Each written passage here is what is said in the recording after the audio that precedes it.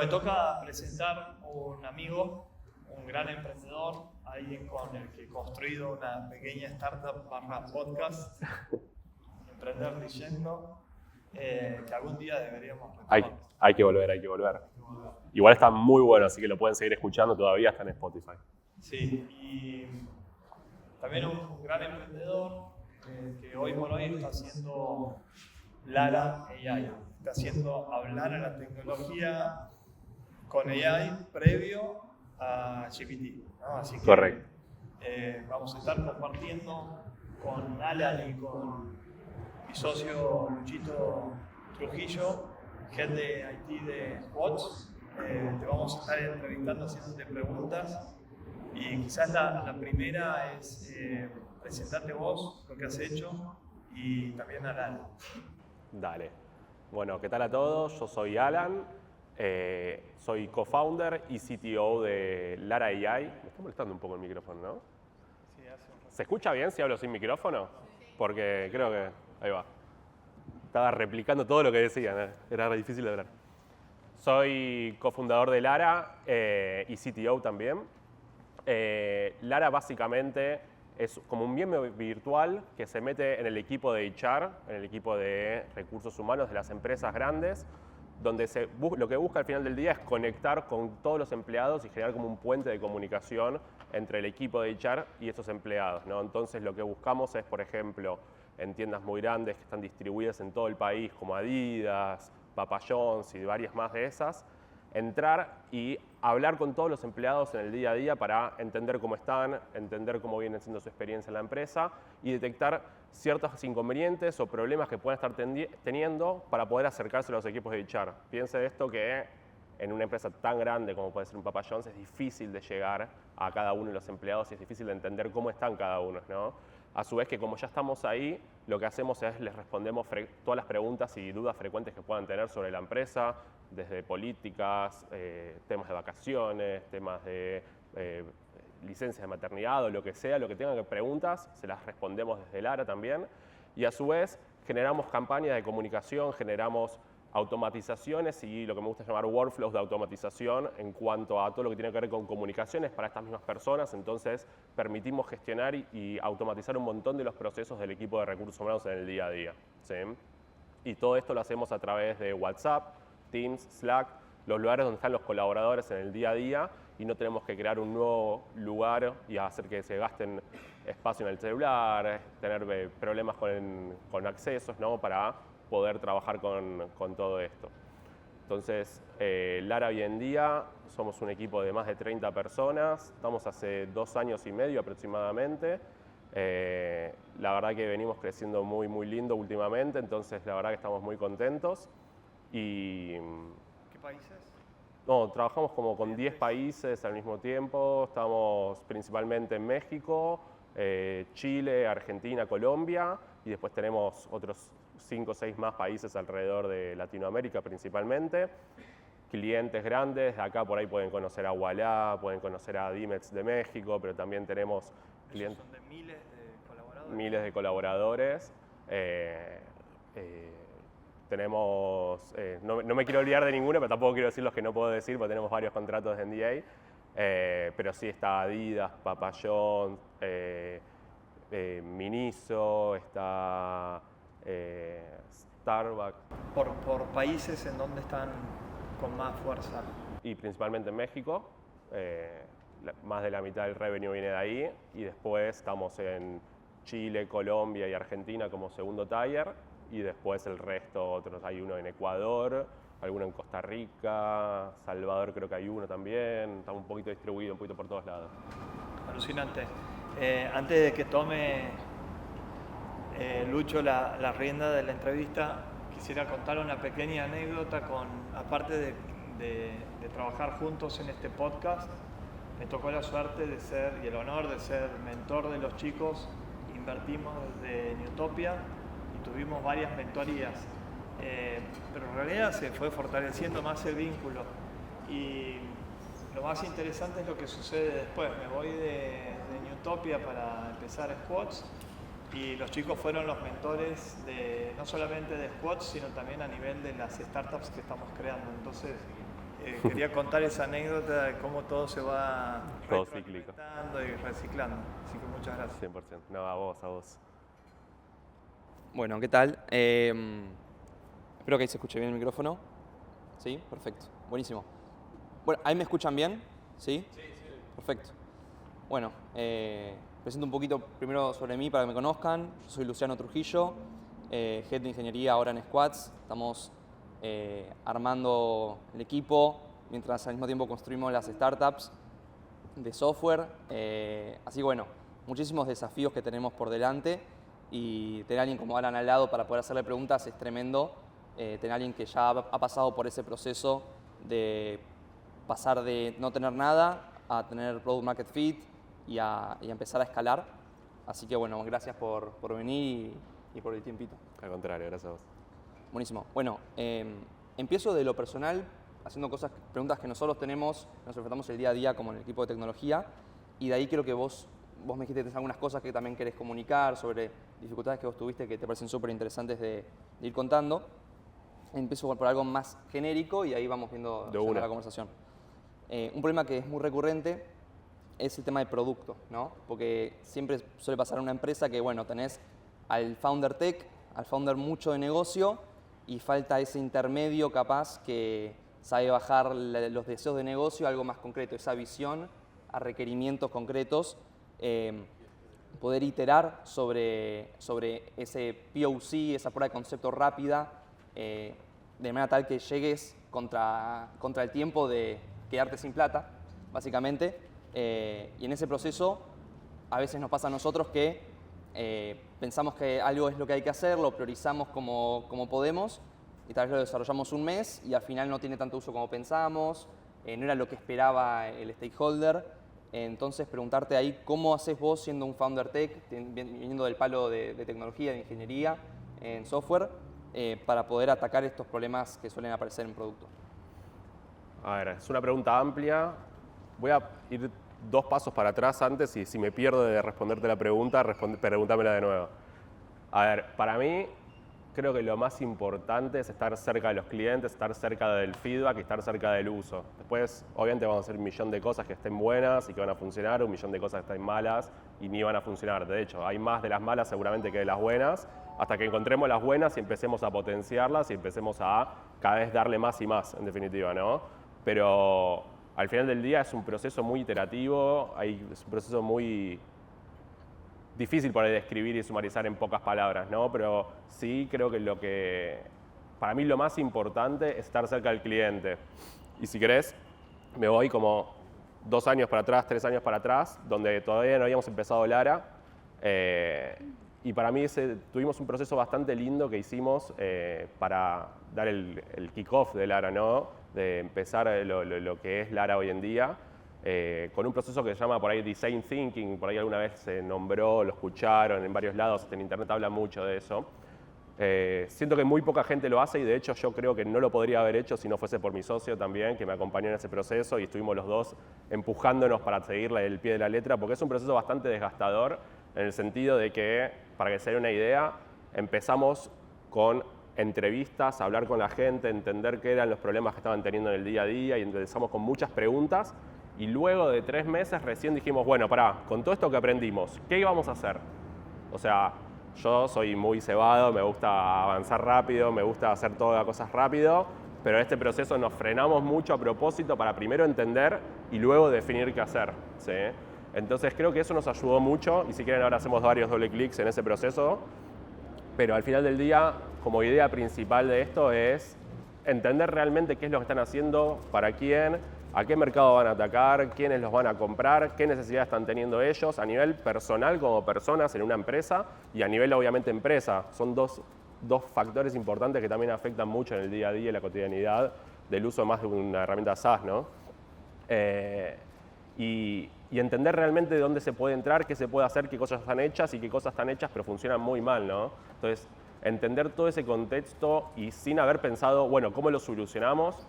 Tuvo muchísimo valor y creo que eso es lo que nos aceleró muchísimo después, porque hay un montón de cosas que no tuvimos que hacer para entender y recibir un feedback temprano, ¿no? Entonces, estar muy atento a eso y estar escuchando constantemente al cliente, para mí es lo clave. Ahí no sé si querés que nos metamos ahí, querés que vayamos... Dale, vayamos al proceso más propiamente. Muchos hablan de Design Thinking, me acuerdo Juli Benda también lo menciona, como le encantó. Un poco capaz doble clic en cómo cómo lo implementaron ustedes en Lara AI desde el comienzo. A ver, como proceso de Design Thinking, y para mí una cosa muy interesante que tiene, es hacerte primero una pregunta, entender hacia dónde querés ir y qué quieren hacer. Y ahí esto no te lo da el Design Thinking, pero creo que hicimos muy bien con Guido en ese momento y con Suba de entender qué es lo que queremos hacer, hacia dónde vamos a ir. Nosotros nos paramos básicamente en un tren que creíamos que era interesante, nos paramos en algo, una ola que veíamos venir, en algo que todavía no estaba materializado al 100%, pero estábamos viendo que cada vez era más fuerte y más importante, que era, en su momento estamos saliendo ya de la pandemia y la gente estaba dejando de laburar en las oficinas, estaba dejando de ir a la oficina todos los días, verse las caras y empezaba cada vez más a trabajar remotamente.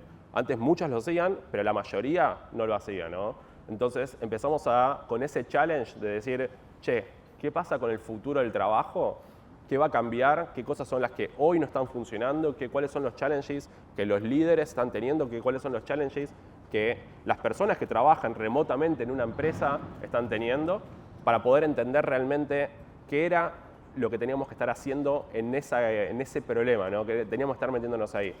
Ahí, básicamente, con esa pregunta macro, empezamos a entender puntas y cosas que podría estar pasando. Entendimos temas desde oficinas y temas de locación, temas de que le lleguen los recursos a la gente, como temas más SaaS, que es donde nos terminamos yendo nosotros, que estamos haciendo hoy en día. Y de hecho, el summary de todo ese proceso fue una presentación que hicimos creo que fueron 5, 7, 10 amigos nuestros, amigos y amigas que consideramos muy inteligentes y no principalmente de tecnología, sino de varios rubros diferentes y con varios backgrounds diferentes.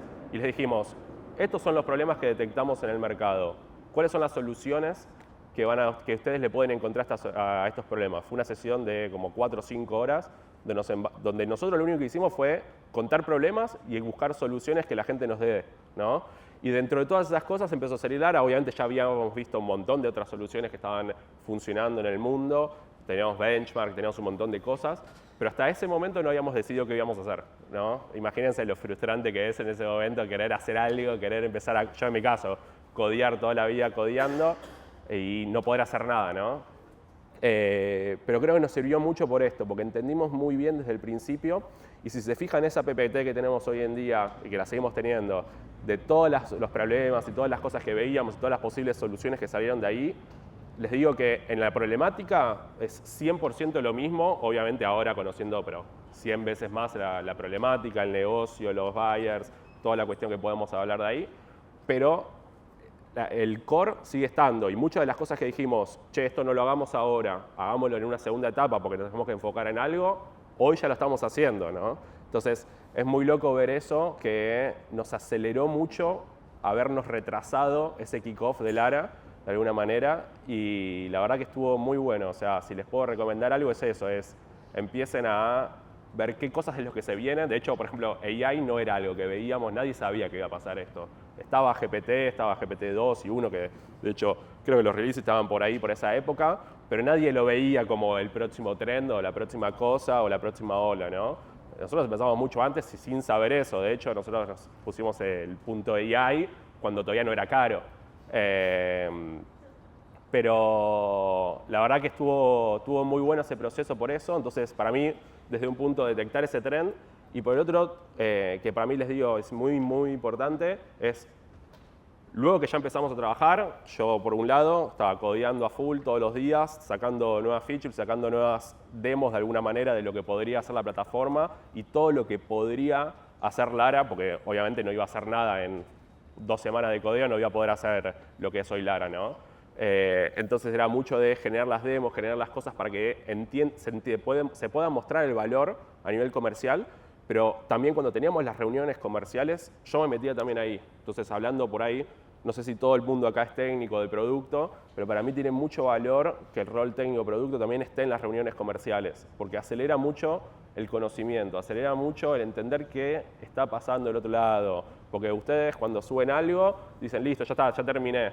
y después te das cuenta que del otro lado alguien está rompiéndose la cabeza entendiendo qué es lo que quisiste hacer, no yendo por el camino que vos definiste, no usando las cosas que vos definiste, ¿no? Entonces ahí es un poco a lo que decías, es para mí otra cosa clave que fue es todas las reuniones comerciales, creo que hasta después de medio año más o menos estuve yo, todas. Y eso me aceleró también mucho el conocimiento, ¿no? Entonces, para mí, buscar esos puentes de feedback, esos puentes de loop para con los usuarios es clave, ¿no? Después también, por ejemplo, hoy en día hasta sigo yo teniendo el contacto directo y me meto en muchas calls a nivel implementaciones, a nivel seguimiento de clientes, solo para entender cómo están siguiendo y cómo están trabajando esos clientes. Con mi equipo, con Steffi, que es la Product Manager de Lara, también estamos 100% y tenemos un objetivo de reuniones de feedback con los clientes, más allá de después lo que podamos sacar de métricas y de números de la plataforma, de uso y de esto y lo otro, ¿no? Es un objetivo para nosotros muy fuerte porque nos acelera mucho eso. Y para mí una cosa también importante es el rol del vendedor y el rol de implementation, de success. También es importante que se metan en producto y no cerrar las puertas. O sea, para mí el equipo de tecnología no es el dueño del producto, sino todas las áreas son los dueños del producto. O sea, el producto es un todo y no es el que lo codea, lo hace, lo piensa, ni en pedo. O sea, todos tenemos que estar pensando y tenemos que estar atacando esa problemática porque el producto crece desde muchas aristas y no solo la parte técnica, desde el uso, desde quién está viendo qué cosa y quién está detectando cuáles problemas y ahí eso suma y de la nada nos dimos cuenta que estamos dejando de darle bola a un rol que ni conocíamos en una empresa y tenemos que empezar a hacer algo, una solución que es accesoria al producto o que le da servicios al producto también a esa área que por ahí ni conocíamos, ¿no? Entonces, esas cosas no las va a ver alguien técnico que esté sentado atrás de un monitor y no las va a ver alguien de producto que no hable con clientes, en definitiva, ¿no? Entonces, para mí eso es muy, muy importante. Buenísimo, y me lleva un montón de cosas, sobre todo la parte de lo conectado que tiene que estar el de producto y el técnico en las reuniones de ventas que nosotros decimos en Squaders, en mayoría todos los Squaders venden en un evento, ahora solamente se van a acercar a vender lo que sea, pero en un momento dijimos, bueno, yo que soy el líder técnico, que esté por lo menos en 5%, pero me hace reflexionar ahora, che, capaz está bueno estar en más incluso para entender la dirección del producto, llevarla mucho más cerca de lo que se necesita. Sí, para mí es importante y para mí, cuan más jerárquico es tu rol, más cerca del producto, de los clientes y de todo también tiene que estar, o sea, porque si no al final del día estás transmitiendo algo que no terminás de entender, ¿no? De alguna manera. O sea, seguro que lo entendés y todo lo entiende. Y yo también muchas veces estoy 2 meses sin hablar con nadie por ahí, ¿no? No es que me pierdo y claramente no sé nada. Pero sí te da otra cosa. Y mismo, yo algo que hablo mucho con el equipo, con mi equipo, es de que para mí nuestro equipo de tecnología es un equipo de producto y no de tecnología. O sea, como Side Effect terminamos haciendo tecnología para hacer ese producto, pero lo que más nos interesa a nosotros y lo que más le damos bola es al producto. Entonces, ¿eso qué implica? Que todas las personas, por ejemplo, un dev, entra hoy una persona.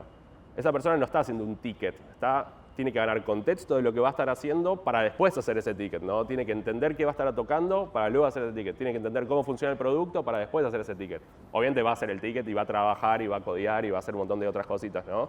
Pero el core de la base es entender realmente lo que está haciendo, cómo afecta y cómo lo vio el cliente. De hecho, justo hoy hablaba con una de las personas del equipo y le decía, vos tenés que sumarte a las calls de implementación para entender cómo tu usuario interno de Lara, ¿no? Porque está trabajando mucho con el equipo de implementaciones de Lara, cómo esa persona está viviendo del otro lado y qué cosas le serviría más y qué cosas le serviría menos. Y vos traes feedback y eso pasáselo a la persona de producto y que lo prioricemos y lo vamos a dar vuelta. Esas cosas para mí es clave. O sea, yo en el pasado, por ahí no lo dije, yo estuve como head de ingeniería en Trocafone, una empresa que creció mucho. Yo estuve desde el principio en Trocafone, fui creo, el primer empleado en Argentina, después del CTO y el CMO acá. Así que lo conocí desde el principio y ahora es una empresa de 500, 600 personas, equipo técnico llegamos a ser 60, era una locura. Y pasaba lo mismo, el equipo terminaba entendiendo y terminaba ayudando, en nuestro caso era, imagínense que Trocafone es como un Kavak, pero de celulares, en vez de comprar y vender autos, vendíamos de celulares. Y todo lo que hacíamos con el equipo de tecnología era potenciar y hacer escalar la operación, ¿no? De alguna manera, para que pueda realmente escalar a los niveles que trabajaba, haciendo uno de los número unos en Brasil en ventas y compra de celulares usados. Entonces, el equipo directamente trabajaba con el área fiscal, el área legal, el área de ventas, el área de esto y el otro, para ver qué podíamos construir y cómo podíamos hacer escalar nuestros procesos, ¿no? Entonces, desde ese lado, para mí es clave y es para mí una de las pocas cosas que te hace escalar realmente como producto y que para mí potencia mucho también a la gente que trabaja con vos. Entonces, es algo que me divierte mucho también eso. Nosotros tenemos en Squads, todos tienen que estar conectados con el mercado, sea un proceso de discovery, una conversación con una persona que es talento, sea del área de IT o del área de negocios, y también lo que decía Lucho del tema comercial. Para el equipo de producto y tecnología, ¿hay tiempos predeterminados que ustedes digan 20% de tu tiempo pasaste en entrevistas, en reuniones? ¿Cómo lo manejan a eso? Es una buena pregunta. La verdad que no, yo soy medio despelotado igual, o sea, no, me cuesta seguir un cronograma y una cuadrícula, así que tampoco genero esas cosas, de alguna manera en cuanto a fórmulas y eso.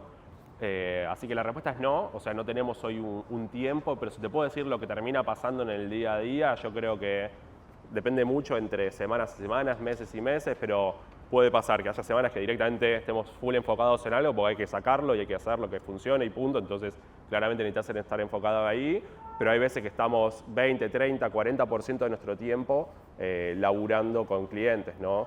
De hecho tenemos un rol rotativo en Lara que se llama el giro de la semana, que básicamente este giro va rotando de personas de todo el equipo técnico. ¿Para qué? Para solucionar cualquier quilombo que pueda tener un cliente, una persona de implementaciones o de Customer Success en el equipo para con el cliente, ¿no? Entonces, che, está pasando esto y no sabemos qué está pasando, estamos teniendo este problema y este usuario no está viendo esto. Este cliente necesita esta cosa y necesitamos que alguien se sume para entender un poquito mejor y por qué no se hizo esto o lo otro.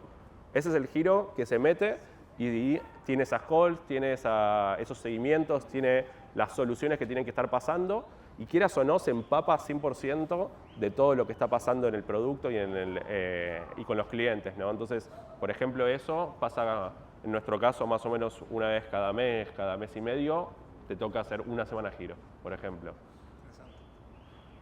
Muy bueno. Este tema de las reuniones como head de tecnología y demás, a veces me pasa mucho que tengo que estar en muchas reuniones que son tal vez estratégicas, pero que al mismo tiempo están distribuidas a través de las horas del día, por ejemplo. Justo en Squads tenemos un caso medio particular, que como estamos haciendo muchas startups al mismo tiempo, no tenés una weekly, una por cada empresa, por ejemplo. Sí. Entonces es un poco distinto a una startup en particular y el foco, pero imagino que te ha pasado donde querés ejecutar, yo me muero de ganas de programar cosas específicas y tal vez no me da el tiempo porque me corta un poco el día, por ejemplo, que son reuniones que uno no puede faltar, porque son cosas que capaz que son clave o capaz que no, pero ¿cómo haces, cómo tuviste ese problema de tener que balancear el tiempo? Y otro problema que tengo de no sé balancear bien los tiempos y al final del día, sí, son 24 horas del día, después tenés que preguntarte cuánto querés dedicar vos en el emprendimiento, ¿no? Y hay días que estoy codeando hasta las 12 de la noche subiendo una cosa, porque en el día no me alcanzó el tiempo. Justo de hecho ayer tenía que subir una cosita, estaba hablando con mi esposa y me decía, che, está bueno por ahí, ¿no? A las 10 de la noche estar ahí con la computadora porque no hay nadie que te esté jodiendo y nadie te está preguntando. Está malo a nivel personal después si lo haces todos los días y te quedas hasta tan tarde y no podés tener una vida personal, ¿no? Pero sí me pasa eso, así que no, es innegable esa cuestión de que a veces hay que dar ese extra mile y llegar con cosas que si no, no podés llegar en el tiempo normal de 9 a 18 horas. Y va a pasar siempre, creo. De hecho, a mí me divierte un poco también, así que no me quejo. Pero al mismo tiempo, yo defiendo mucho el foco, o sea, y cada rol cambia mucho, ¿no? Pero para mí lo que más puedo hacer yo por mi equipo es que tengan foco. De hecho, este rol de giro salió, el que nombraba antes, ¿no? Salió por el simple hecho de que siempre estaba pasando de que alguien agarraba y me escribía a mí un mensaje personal y me decía, che, estoy teniendo este problema. Alguien después le escribía a Kiwo, que es nuestro technical lead, que agarraba y decía, che, tengo este problema. Alguien le escribía a Nico, que también... Entonces todos tenemos un problema y todos tenemos 80 canales para llegar a solucionar ese problema más rápido, que era escribirnos directamente a nosotros. El tema es que eso nos sacaba completamente el foco. Entonces lo que terminaba pasando es que todos estábamos muy ocupados en cosas del día a día y no nos podíamos enfocar en el trabajo que teníamos que hacer para llegar con el OKR o para llegar con la feature que queríamos sacar. Entonces, este rol de Hiro vino a solucionar un poco eso, a su vez que obviamente después nosotros tratamos de bajar al mínimo la cantidad de reuniones que tenemos y bajar al mínimo la cantidad de syncs, por lo menos en una reunión, pero a su vez también jugar un poco con la parte de las reuniones, porque decís, che, pará, y esto juntémonos 10 minutos y se los hagamos más rápido y tener esos puentes también para acelerarlo, ¿no? Pero para mí el foco creo que es clave y ayuda en todos lados, en el sentido de vos codear como persona, pero también vos ordenar, vos proyectar, vos crear roadmap o ver un millón de otros quilombos que pueden tener que por ahí no son técnicos y igual tenés que meterte, ¿no? ¿Cuáles son los elementos que tienes más importantes para cuando estás focalizado en llegar al Product Market Fit para alinear a tu equipo hacia eso? Lo más importante para mí, lo más difícil es decir que no. O sea, y es entender también ahí con qué clientes tenés que meterte también, ¿no? Porque, por ejemplo, nuestra hipótesis y nuestra tesis al principio fue ir bien al Enterprise. El tema es que si queríamos ir de una al Enterprise, y de hecho empezamos bastante arriba, porque uno de los primeros clientes fue Cervecería y Matería Quilmes acá en Argentina, y luego se sumó Ualá, creo que también a mitad de ese año que empezamos. Y fue un gran desafío, pero si por ejemplo queríamos empezar hoy en día con una Adidas a nivel mundial, era imposible, no íbamos a llegar ni en pedo, ¿no? Entonces agarramos y también enfocamos mucho en, bueno, empecemos más en un mid-size, en un mercado donde por ahí no haya tanta gente como puede tener una Adidas, Papa John's o lo que sea, y atacar con empresas que conozcamos también, estemos más cerca, empresas más tecnológicas, que en este caso con CMQ empezamos primero con un programa más cerrado y no para toda la empresa. Entonces, eso nos ayudó mucho para mí a ir por un lado. Después lo que nos pasa a nosotros y entendimos es que teníamos que ir por el B-Enterprise y lo vimos de nuevo todo eso que habíamos hecho y dijimos, sí, va por acá, y empezamos luego a ir por otros lados, ¿no? Pero para mí enfocar mucho en el nicho que queríamos atacar, en el tipo de cliente que queríamos ir, en las problemáticas que iba a tener esas personas y luego cuando ya teníamos una base, empezar a abrir las puertas hacia otros lados, fue clave. O sea, no sé si contesto con la pregunta directamente, pero creo que lo que más nos cuesta a nosotros y con toda la gente que hablo siempre de esto es realmente entender cuál es la próxima feature que tendrías que estar haciendo que más va a tener impacto en tu empresa, ¿no? Y esa es la única respuesta que tenés siempre, es cuando realmente pensás quiénes son tus clientes hoy en día y quién va a ser tu próximo cliente que querés conquistar con la herramienta que estás desarrollando. Ayer estábamos en una sesión, la primera sesión de producto que tuvimos en persona. Caco está en Buenos Aires, pero Kai está en México y Santi está en Bolivia. Yo por ahí viajo, Bruno está en Santiago del Estero. Y la verdad que sentimos un 10x, no sé si 10, pero 5x la hora que estuvimos en esa reunión, poniéndonos de acuerdo y presentando prioridades para desarrollo, armar el roadmap de producto.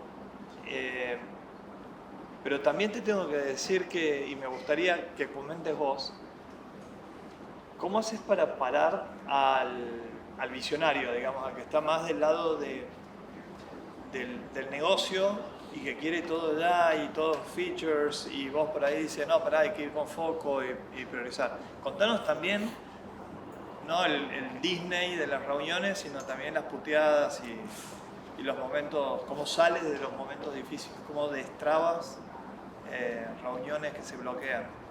No, a ver, por lo menos en nuestro caso, creo que no tenemos tanto de reuniones que se traban y no salen y no avanza la cuestión. O sea, creo que un corvario de Lara es ser transparente y directo con todas las cosas que están pasando y con todas las cosas que tenemos, feedback también y cosas buenas y malas. Entonces, somos muy directos, a veces por demás. Entonces, creo que también nos ayuda a trabajar un poco la receptividad también del otro lado y entender eso, ¿no? Pero sí, después hay millones de cosas que en el medio, tipo, uno opina una cosa, otro opina otra y cómo te pones de acuerdo con eso, ¿no? Y a veces termina uno decidiendo y vamos para adelante con eso y punto. O sea, no hay mucha vuelta que darle que nada, probar, ver qué pasa, tratar de hacer lo mínimo indispensable para probar eso y después ver de seguir. Pero sí, después en el medio tuvimos un montón de cosas. O sea, cuando yo les dije que estábamos en este proceso de creación de las bases y luego empezamos a hacer otras cosas, ese saltito de empezar a hacer otras cosas y de empezar a tener el multifoco es complicadísimo porque no te alcanzan las horas del tiempo para solucionar lo que tenías que solucionar antes y seguir agregándole features a lo que tenías antes, que ahora también estás sumándote un nuevo producto o una nueva cuestión o una nueva cosa, ¿no? Y en el medio de eso, por ahí la cagamos 1000 millones de veces en cosas que o no funcionaron bien de una para el cliente o en realidad, más que nada, funcionaron, pero por ahí le faltaba otra vuelta que no lo estábamos viendo y tardamos X meses hasta que nos dimos cuenta, y por ahí no era yo el que me daba cuenta, sino después alguien del equipo comercial, alguno de mis socios que agarraba, se metía, entendía lo que estaba pasando y decía, chicos, la estamos buscando en producto porque pasa que nos falta esto. Y decíamos, bueno, pará, buenísimo, falta esto, ¿y cuándo lo podemos meter? Y tal vez pensémoslo para el próximo Q porque no vamos a llegar ahora, o dejemos de vender tanto esto ahora, pateémoslo un poquito más y lo vendemos en un mes de nuevo, cuando podemos estar listos para realmente vender eso, ¿no? O sea, yo siento que es más un malabar, creo que no tengo una fórmula en esa cuestión. Siento... Una negociación permanente. Es una cuestión, sí, de que estás malabareando con 80 bolas al mismo tiempo y tenés que buscar que ninguna se te caiga, ¿no? Entonces es como... No, por lo menos en mi caso no tengo una fórmula dada para eso. Bien, hablaste en un momento de equipo, de los de producto, que estén metidos en negocio en producto. Creo que hoy en día está muy de moda y con razón esto de desarrolladores que estén muy focalizados en una mirada holística del negocio, que les interese vender, que les interese estar en reuniones de implementación. Pero al mismo tiempo tenés programadores que no, que les gusta full foco en dame la tarea, los requerimientos y yo te lo ejecuto rápido porque soy buenísimo en esto. Un poco, ¿cómo armás tu equipo? ¿Cómo armaste desde el principio? ¿Cómo lo pensaste? ¿Cómo dijiste, che, cuántos necesito realmente? ¿A dónde busco? ¿Cómo es tu proceso de entrevista o cómo fue cambiando tu proceso de entrevista? A ver, empecemos por la última, que creo que va a describir un poco más después también la gente y los perfiles que sumamos. Nuestro proceso es bastante rápido. Primero viene como una charla 1 a 1 conmigo y luego una entrevista técnica y luego una charla con todo el equipo, que lo tomamos medio como un juego, de alguna manera, para boludear un poco entre todos y que toda la gente que no estuvo y no participó en ese proceso conozca a la persona y al mismo tiempo esa persona conozca al equipo, ¿no?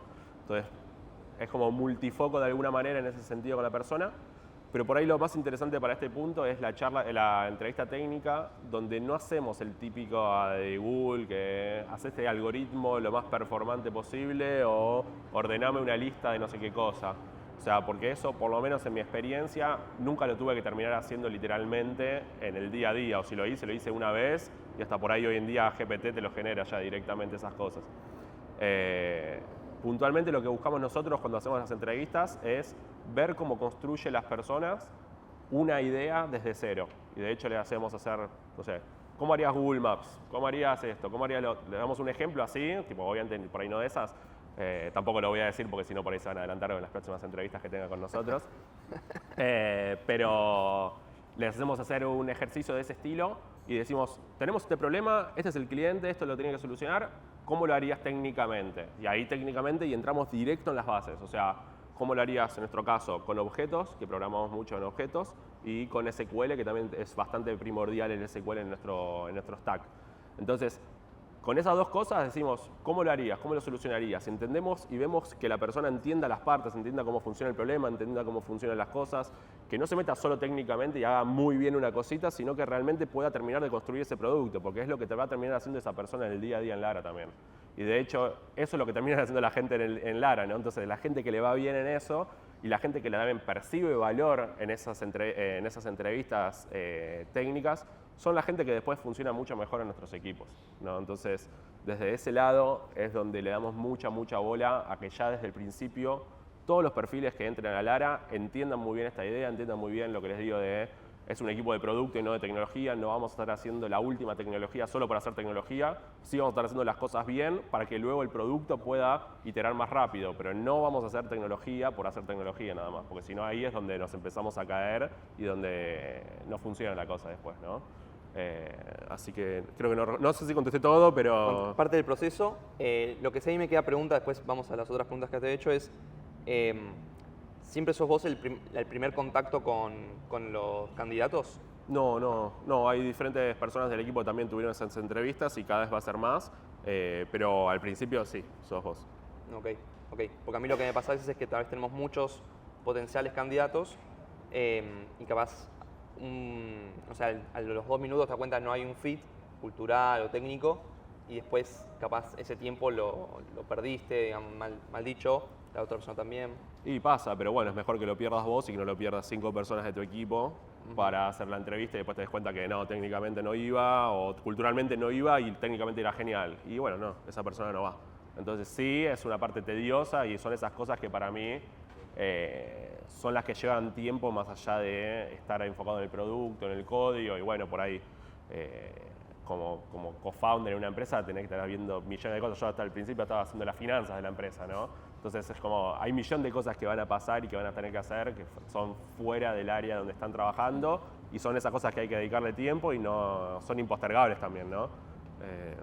Buenísimo. Tenerlo como parte del trabajo y no como algo que te saca tiempo, porque si no siempre vas a estar medio frustrado. Sí. Y respecto a cómo decidiste armar el equipo a medida que empezaste, ¿cuánto tiempo pasaste vos solo haciendo el POC? ¿Cuándo dijiste, che, tengo que empezar a contratar a alguien? ¿Y cómo fue esa decisión? Mira, nosotros estuvimos solos y desarrollando inicialmente lo que era Lara, por lo menos 3, 4, 5 meses, sacando los primeros deals y los primeros clientes y las primeras oportunidades, estábamos solos.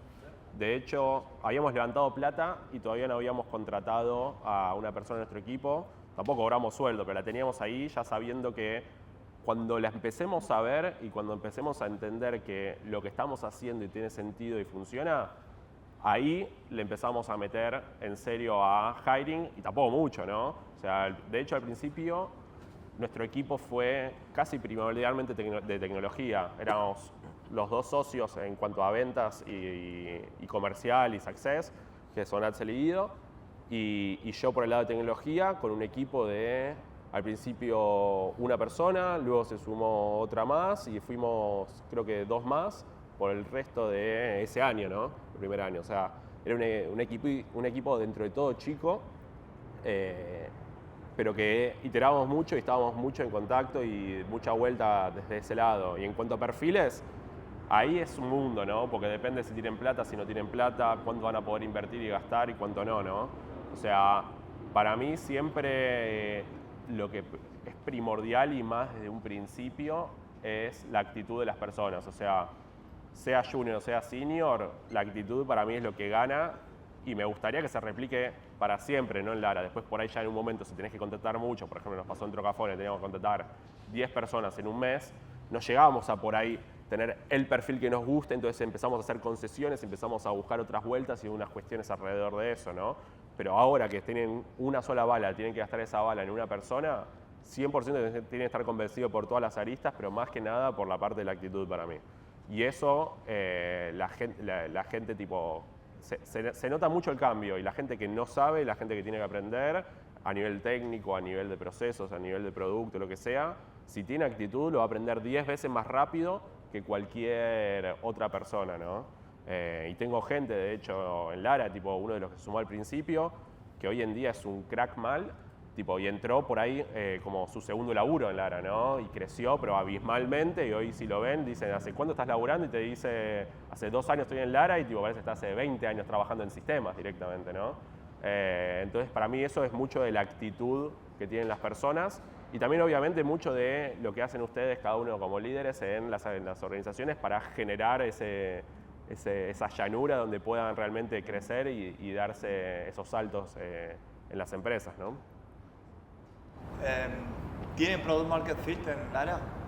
Hoy la verdad que sí, estamos la verdad que muy contentos con eso porque tenemos algo reproducible que está creciendo, que está cada vez haciéndose más grande y a su vez con clientes que lo comprueban, ¿no? En ese sentido, así que la verdad que ¿Y tienen KPIs como para medir? Para medir el Product Market Fit directamente. Previo al Product Market Fit, es decir, bueno, creemos que lo tenemos. Mira, una métrica que seguimos mucho nosotros y que la seguimos hasta el día de hoy y la seguíamos desde el principio era qué porcentaje de gente, de clientes, perdón, nos contratan, son referidos. O sea, es la derivada del NPS para mí, ¿no? O sea, el NPS pregunta, ¿vos recomendarías a una persona hacer, ¿cómo se llama? Para que use este producto y todo? Y nosotros lo que veíamos era, efectivamente, cuánta gente que usaba Lara era porque se lo recomendó otra y cuánta gente terminaba realmente usando Lara por eso. Y hoy tipo, es absolutamente tremendo. Hoy creo que tenemos el 50% de nuestros clientes viene de recomendados, ¿no? Obviamente con procesos comerciales, que esto, que lo otro, pero es una locura la cantidad de gente que termina llegando por eso. Y para mí eso es una métrica que nos sirvió mucho ver al principio y también darle mucho seguimiento a la gente que estaba entendiendo, a la gente que nos recomendaba, a la gente que qué es lo que le servía y qué es lo que necesitaba esa gente para que sea un success a nivel personal en esa empresa. Y obviamente después eso naturalmente se expandía para los demás, ¿no? Porque la gente habla por atrás. O sea, mismo ustedes si van a contratar una herramienta hoy, ¿qué es lo primero que hacen? Agarran y preguntan, che, ¿les sirve esto? Tipo, y eso es lo primero que se vio desde el principio y creo que fue como la métrica más fuerte que nos sirvió para ver que algo había ahí, ¿no?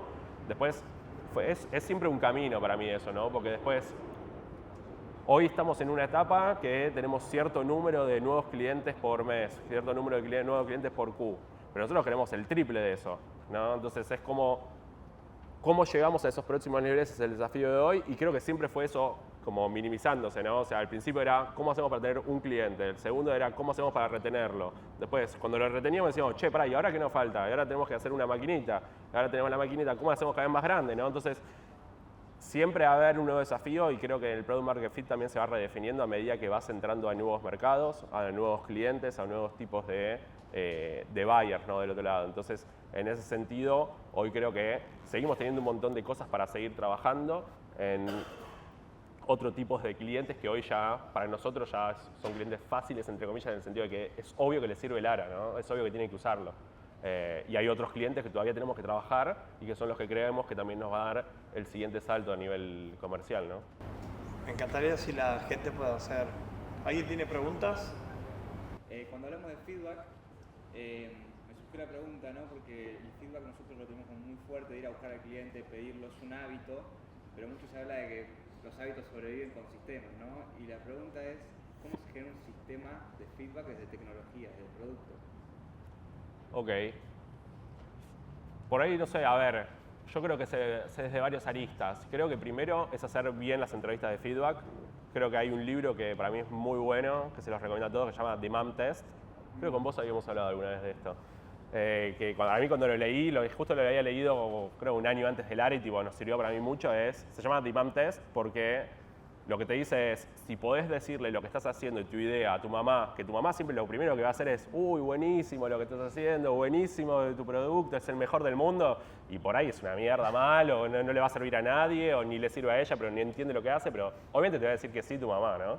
Entonces, si a tu mamá le podés hacer una entrevista y le podés sacar datos y podés sacar insight de lo que está diciendo realmente y lo que estás entrevistando, estás haciendo algo bien, ¿no? Entonces, si querés eso, para mí, léetelo de base a nivel como proceso de entrevistas y recolección de feedback.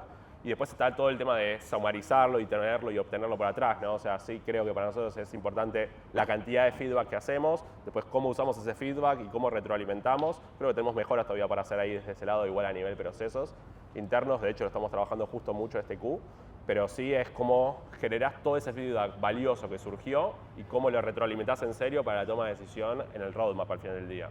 Cómo después del proceso debe haber millones de cosas. Hoy nosotros sumarizamos todo en una tabla y vamos teniendo todo ahí. La verdad que creo que tenemos muchos puntos de mejora todavía en cuanto a feedback igual. ¿Otra pregunta? En cuanto a cultura, lo fueron descubriendo acá. Ahí está. En cuanto a cultura, ¿lo fueron descubriendo los pilares de la cultura o lo trataron de diseñar? No sé. La pregunta es cómo diseñamos nuestra cultura de alguna manera. Al principio creo que se fue dando la cultura y se fue dando por replicación y por que la gente que sumábamos estaba muy alineada a nosotros, por ahí eran gente conocida, gente que ya habíamos conocido antes, estaba muy alineada. Y en algún momento empezamos a decir, bueno, ¿qué es lo que queremos hacer para la próxima gente que tengamos que contratar? Lo contratemos y que siga replicando la gente piola que tenemos hoy en día. Entonces, a nivel framework, nosotros usamos EOS en la empresa, que se llama Entrepreneur Operating Systems, que básicamente es un framework de múltiples puntas. Uno habla de people y uno habla de cómo definir esa cultura y cómo hacer esas cuestiones. Sí creo que fue una definición, y por ejemplo hay un ejercicio que me gusta mucho que tiene el libro, es si tenés una persona de tu equipo que la podrías replicar, ¿quién sería y por qué? Y eso seguramente es uno de los ítems que tenga sentido a nivel de culturalmente replicar, ¿no? Y que eso es una de las cosas que vos querés hacer, que las demás sean, para que después pueda servir y retroalimentar a Lara, ¿no? En este caso. Entonces, pero sí también creo que depende mucho al final del día del equipo de management, ¿no? La cultura, o sea, porque para mí toda la cultura es un reflejo del ejemplo, ¿no?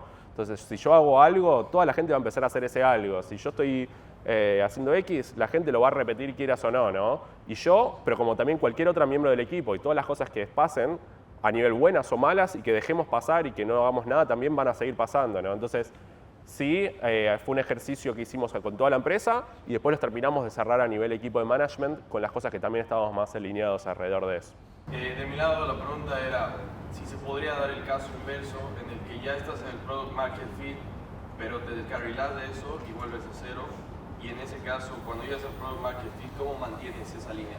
No, para mí o sea, el mercado cambia. La definición del Product Market Fit es producto y mercado. O sea, si tu producto se mantiene igual, pero tu mercado cambió, lo puedes descarrilar tremendamente. A su vez, en nuestro caso, teníamos una línea de mercado, un nicho que atacábamos muy bien y queríamos meter otro. Si queremos meter otro, está cambiando quieras o no el mercado. Tiene un montón de otras complejidades, un montón de otras vueltas que tenemos que entender, aprender, navegar. Entonces, en ese sentido, la puede estar cagando todo el tiempo y por no hacer nada también la puede estar cagando. Así que sí.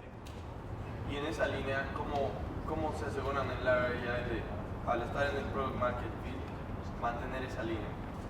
Para mí, de nuevo, es el cliente constantemente, es revenue que entra a la empresa, clientes que renueven, gente nueva, clientes nuevos que lleguen, muchos por referidos o no, empezar a entender esa cuestión, cómo está funcionando en cuanto a la dinámica y de por qué realmente estás vendiendo lo que estás vendiendo y por qué estás creciendo lo que estás creciendo.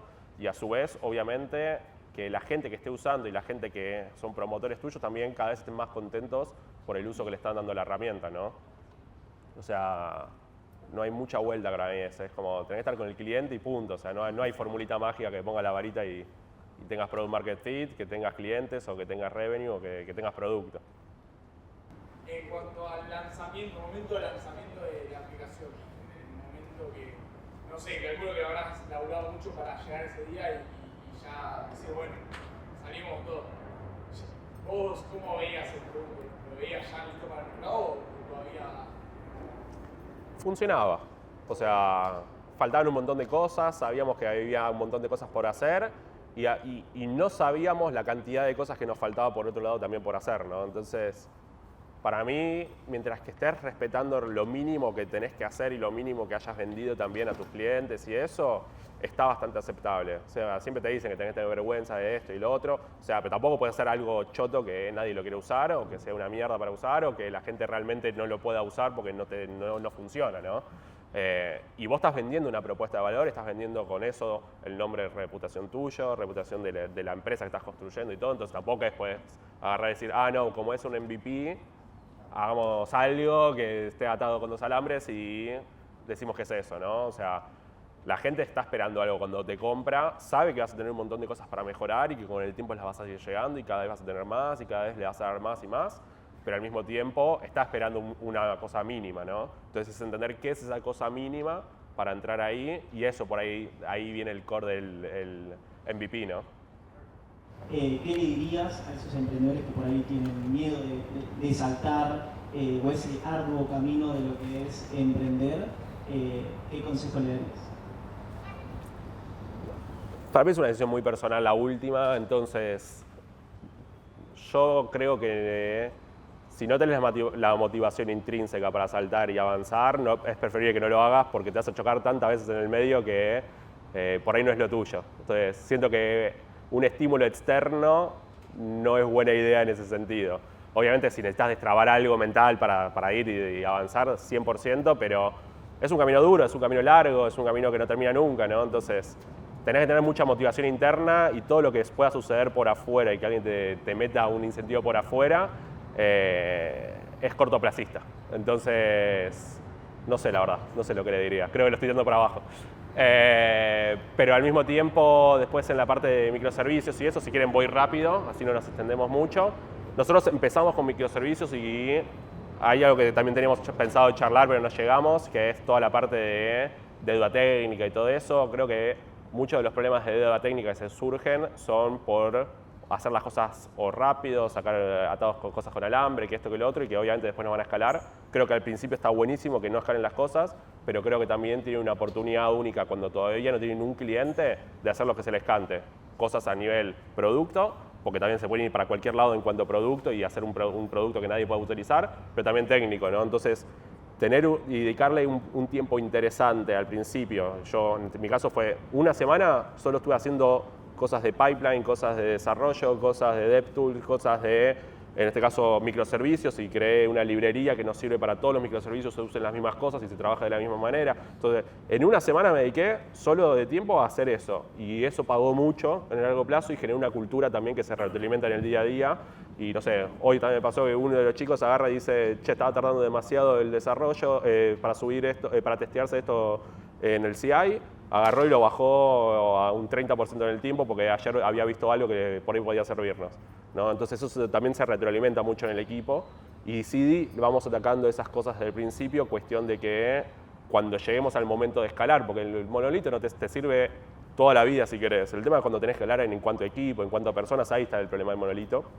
De hecho tengo una charla en YouTube de eso, si querés después la puedes ver.